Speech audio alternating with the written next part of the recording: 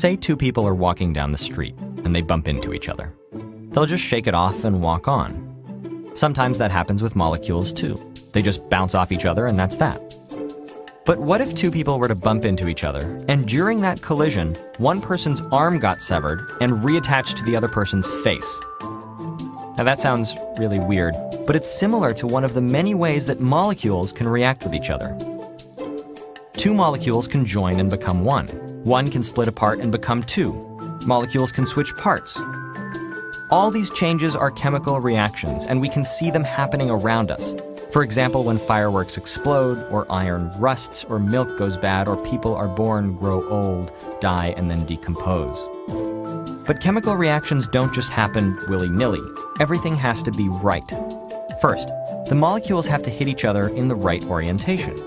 And second, they have to hit each other hard enough, in other words, with enough energy. Now, you're probably thinking that a reaction just happens in one direction and that's it. Sometimes that's true. For example, things can't unburn or unexplode. But most reactions can happen in both directions, forward and reverse.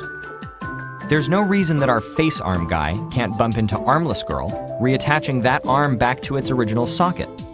Now let's zoom out a bit. Now let's say that you've got 1,000 people on the street, and all of them start with their limbs normally attached. At the beginning, every collision is a chance for person A to transfer an arm to person B's face. And so at the beginning, more and more people end up with arms attached to their faces or arms missing. But as the number of people with arm faces and missing arms grows, collisions between those people become more likely. And when they bump into each other, guess what? Normal appendage people are reproduced. Now, the number of limb transfers per second forward will start high and then fall, and the number of limb transfers per second backward will start at 0 and then rise. Eventually, they'll meet, they'll be the same.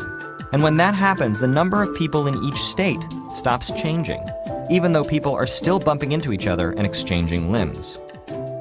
Now, how many people do you think there are in each state? Half and half, right? No. Well, maybe. It depends. It could be 50-50, but it could be 60-40 or 15-85 or anything. We chemists have to get our little gloved hands dirty. We're in a lab, so not really dirty, to figure out what the actual distribution of molecules is. Even though each of these limb transfers is a pretty dramatic event for the people involved, if we zoom out, we see population numbers that don't change. We call this nirvana equilibrium, and it doesn't just happen with chemical reactions. Things like gene pools and highway traffic show the same pattern. It looks pretty still from 30,000 feet, but there is lots of crazy stuff happening on the ground. You just need to zoom in to see it.